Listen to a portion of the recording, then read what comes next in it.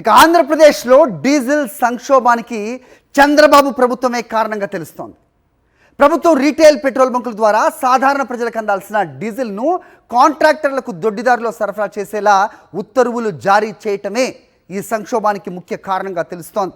ముఖ్యంగా commercial bulk డీజిల్ను చట్టవిరుద్ధంగా తక్కువ ధరకు రాజధాని నిర్మాణ పనులకు నిర్వహిస్తున్న సంస్థలకు విక్రయించాలని ఆదేశించారు. ఈ నేపథ్యంలో సుమారు 2,75,66,000 లీటర్ల డీజిల్ సరఫరా చేయాలని రాష్ట్ర ప్రభుత్వం ఆయిల్ కంపెనీలకు 4 రోజుల క్రితం ఉత్తర్వులు ఇచ్చింది. అయితే ఈ నిర్ణయంపై కేంద్ర పెట్రోలియం మరియు సహజవాయు మంత్రిత్వ శాఖ అభ్యంతరం వ్యక్తం చేసింది. రాష్ట్ర ప్రభుత్వ ఉత్తర్వులు పెట్రోలియం నిబంధనలు మరియు నిత్యావసర వస్తువుల చట్టానికి విరుద్ధమని స్పష్టం చేసింది. ఈ నేపథ్యంలో రాష్ట్ర ప్రభుత్వం వెంటనే ఆదేశాలను ఉపసంహరించుకోవాలని కేంద్రం లేఖ రాసింది. రైట్, ఇదే అంశానికి సంబంధించి మా ప్రతినిధి రవీంద్రని అడిగి మరిన్ని అప్డేట్స్ తెలుసుకుందాం. రవీంద్ర, చెప్పండి. సో ప్రజలకి ఖచ్చితంగా తెలియాల్సిన అవసరం ఉంది ఇది.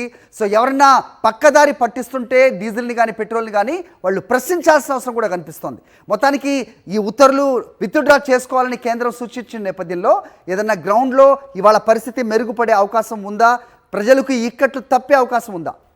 ఖచ్చితంగా హరి, ఇప్పుడిప్పుడే రాష్ట్ర వ్యాప్తంగా అయితే కొన్ని ప్రాంతాల్లో పరిస్థితి మెరుగుపడే అవకాశం కనిపిస్తుంది. చాలా చోట్ల పెట్రోలు కొంచెం ఫ్రీగా దొరికే అవకాశం అయితే కనిపిస్తుంది. ఎందుకంటే నిన్నటి వరకు చూసాం, పెద్ద ఎత్తున అమరావతిలో ఉన్నటువంటి కాంట్రాక్టులకు దోచిపెట్టేందుకే చంద్రబాబు ప్రభుత్వంలోని పెద్దలే ఏకంగా ఈ కుయుక్తుకు తెరదీసిన పరిస్థితిని నిన్న సాయంత్రం నుంచి వైఎస్ఆర్ కాంగ్రెస్ పార్టీ పూర్తి స్థాయిలో బయటపెట్టిన తర్వాత రాష్ట్ర వ్యాప్తంగా ప్రజలకు ఒక ఆగ్రహం వ్యక్తం అవుతుంది. ఎందుకంటే ఇంత స్థాయిలో వేసవిలో నడి ఎండలో తమను రోడ్డు మీద పెట్టి ఇబ్బంది పెడుతూ మొత్తం ఇంధనాన్ని తీసుకెళ్లి అమరావతి కాంట్రాక్టులకు దోచిపెట్టడం, దీని వెనక మరొక 155 కోట్ల రూపాయల కుంభకోణం ఉన్నటువంటి వైనం వెలుగులోకి వచ్చిన తర్వాత రాష్ట్ర వ్యాప్తంగా ప్రజలంతా కూడా తీవ్ర ఆగ్రహం వ్యక్తం చేస్తున్నారు. ఈ నేపథ్యంలో ఈరోజు పెట్రోల్ బంకుల దగ్గర కనుక పెద్ద ఎత్తున ఏదైనా కాంట్రాక్ట్ సంస్థలకు సంబంధించినటువంటి ట్యాంకర్లు కానీ ఏదైనా కనిపిస్తే సహించేది లేదనేటువంటి పరిస్థితి కూడా ప్రజల నుంచి వినిపిస్తుంది. ఎందుకంటే ఇప్పటివరకు కేవలం చంద్రబాబు ఒక డ్రామా చేశారనేది చాలా స్పష్టంగా అర్థమైంది. నో స్టాక్ బోర్డులు ఎక్కడ కనపడటానికి వీల్లేదు, పెట్రోల్ బంకులన్నీ తెరవాల్సిందంటూ చంద్రబాబు గడిచిన 3-4 రోజులుగా అధికారులతో సమీక్ష సమావేశాలు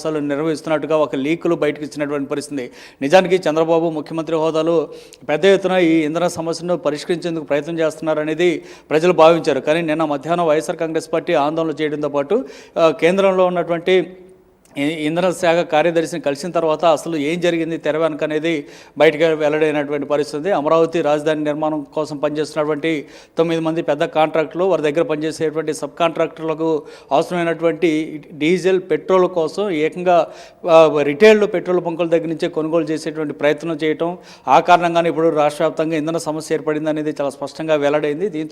దీంతోపాటు ఆ కేంద్ర ప్రభుత్వం కూడా రాష్ట్ర ప్రభుత్వం మీద చాలా సీరియస్ అయింది. ఎలాంటి తప్పుడు పనులు చేయొద్దు, మీరు ఇచ్చినటువంటి ఆదేశాలు వెంటనే వెనక్కి తీసుకోవాలంటూ చాలా సీరియస్ అయినటువంటి పరిస్థితి నేపథ్యంలో అసలు ఏం జరుగుతుంది తెర వెనక అనేది రాష్ట్ర వ్యాప్తంగా ప్రజలందరికీ కూడా తేటతెల్లమైపోయినటువంటి పరిస్థితి. ఈ నేపథ్యంలో ఈ రోజు నుంచి ఎక్కడైనా సరే రిటైల్ పెట్రోల్ బంకుల దగ్గర కనుక బల్క్గా పెట్రోల్ డీజిల్ తీసుకునేందుకు కాంట్రాక్ట్ సంస్థలు వస్తే మాత్రం ప్రజలు సహించేటువంటి పరిస్థితి లేదు. మరోవైపు ఈ పెట్రోల్ బంకుల యాజమాన్యాన్ని కూడా ఇప్పటికే కేంద్ర ప్రభుత్వం నుంచి చాలా స్పష్టమైన ఆదేశాలు కూడా వచ్చినటువంటి పరిస్థితి ఉంది. ఎవరైనా 200 లీటర్ల కంటే ఎక్కువ బల్క్లో కనుక అమ్మిస్తే కనుక ఖచ్చితంగా మీ లైసెన్స్ రద్దు చేస్తామనేటువంటి హెచ్చరికలు కూడా పెట్రోల్ బంకులకు వచ్చినటువంటి పరిస్థితి నేపథ్యంలో ఇక ఆంధ్రప్రదేశ్ రాష్ట్ర ప్రభుత్వం ఇచ్చినటువంటి ఆదేశాలు, ముఖ్యంగా పౌర సరఫరాల శాఖ కమిషనర్ ఇచ్చినటువంటి ఆదేశాలను ఈ రిటైల్ పెట్రోల్ బంకులు కూడా పట్టించుకునేటువంటి పరిస్థితి అయితే కనపడలేదు. ఈ నేపథ్యంలోనే ఈ రోజు నుంచి కొంత ఇంధన సమస్య అనేది మెరుగుపడే అవకాశం కనిపిస్తుంది. నిజానికి వైఎస్ఆర్ కాంగ్రెస్ పార్టీ కనుక నిన్న ఆందోళన కనుక చేయకపోతే ఇదే సమస్య మరికొద్ది